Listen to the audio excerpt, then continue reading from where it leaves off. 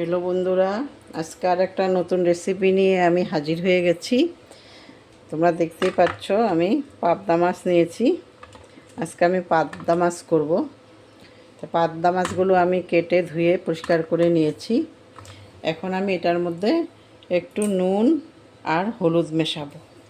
নুন আর হলুদ দিয়ে আমি এগুলোকে মাখবো। হলুদ দিয়ে দিয়েছি, এখন একটু নুন দিয়ে দিয়েছি, আর একটু দেব লঙ্কার গুঁড়ো। লঙ্কার গুঁড়োটা দিলে আর ভাঙবে না। যখন আমি ভাজবো তখন এগুলি ভাঙবে না। এগুলোর মধ্যে আমি ভালো করে এই যে লাগিয়ে দিয়েছি। লাগানো হয়ে গেছে সবগুলো। এখন আমি এগুলো ভাজবো। কড়াইতে আমি তেল দিয়ে দিয়েছি, তেল গরম হয়ে গেছে। আমি এখন একটা একটা করে দিয়ে এগুলো ভেজে নেব।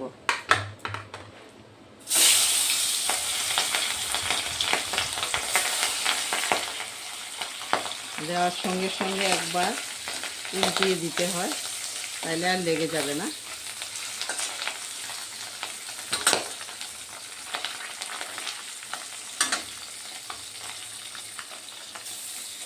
আমি এইভাবে সবগুলো ভেজে নেব।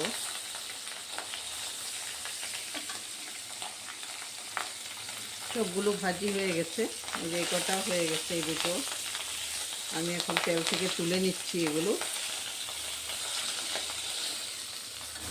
এই তেলের মধ্যে আমি এখন দিয়ে দেব পেঁয়াজ আর রসুন। প্রথমে দিয়ে দেব।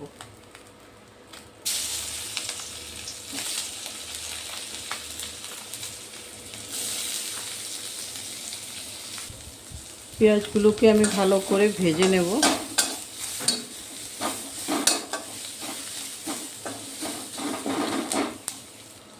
এখন আমি দিয়ে দিচ্ছি এটার মধ্যে একটু হলুদ আর স্বাদ মতো নুন দিয়ে দিচ্ছি, আর দেব একটু কাশ্মীরি লঙ্কার গুঁড়ো, আর দেব এটার মধ্যে কাঁচা লঙ্কা বাটা। আমি কাঁচা লঙ্কা আগে বেটে রেখে দিয়েছিলাম, কাঁচা লঙ্কা বাটা দিচ্ছি। এখন এটাকে আমি একটু ভালো করে কষিয়ে নেব।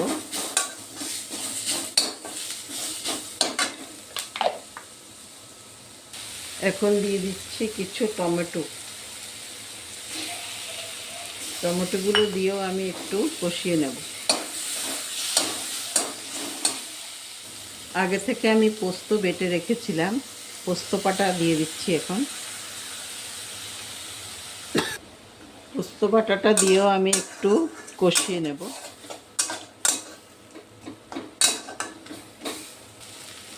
কষানো হয়ে গেছে, তেল বেরোনো শুরু হয়ে গেছে। এখন আমি জল দিয়ে দিতে পারবো। হয়ে যাবে, বেশি জল দিতে হবে না। এখন ঝোলগুলো যখন গরম হবে, উতরাবে যখন, তখন আমি দেব মাছ। ঝোল গরম হয়ে গেছে, উতরাচ্ছে। আমি এখন দিয়ে দেব মাছগুলো, একটা একটা করে দিয়ে দেব।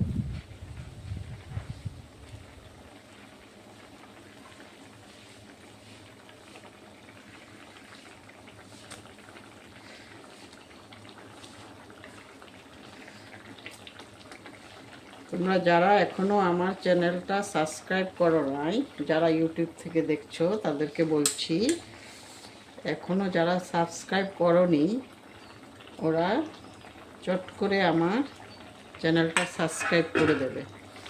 আর যারা ফেসবুক থেকে দেখছো, তারা আমার চ্যানেলটা ফলো বাটনটা প্রেস করে দেবে। এটাই তোমাদের কাছে অনুরোধ রইল। আর একটা করে শেয়ার আর লাইক করে দেবে। শেয়ার করে দিলে অন্যরাও দেখতে পারবে। এটাই আমার অনুরোধ রইল তোমাদের সবার কাছে। এখন এটা হবে অনেকক্ষণ হওয়ার পরে, যখন একটু একটু মাখা মাখা ঝোলটা থাকবে, তখন আমি নামিয়ে ফেলবো। ঢাকবো না, ঢাকলে মাছগুলো ভেঙে যেতে পারে। এইভাবেই হয়ে যাবে। হয়ে গেছে, আমি এখন চুলাটা অফ করে দিতে পারবো। এর থেকে বেশি আর কমাবো না, এতটুকু কমে যাবে আরও। যখন আমি নামাবো এতটুকু আর থাকবে না। আমি এই জন্য এখন গ্যাসটা অফ করে দিচ্ছি। অফ করে এখন আমি নিয়ে নেব থালের মধ্যে। উপর দিয়ে একটু ধনেপাতা কুচি দিয়ে দিচ্ছি। বাস কমপ্লিট হয়ে গেছে। এখন আমি সার্ভ করতে পারবো।